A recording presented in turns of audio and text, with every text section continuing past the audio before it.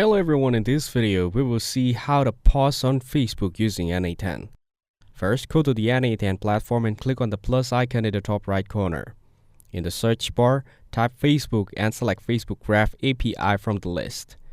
Now, click on Select Credential and then click on Create New Credential. Here, enter your Facebook access token that allows N8N to pause on your behalf.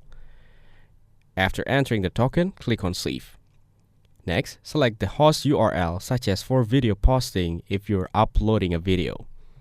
Then, choose the HTTP request model as paused since you're sending data to Facebook.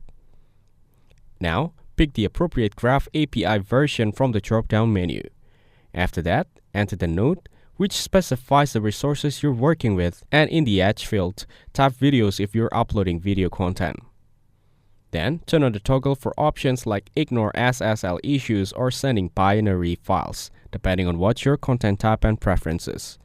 Once everything is set, go back to your main workflow and click the play button to run and test the Facebook pause action. Thanks for watching. Make sure to like and subscribe for more content like this.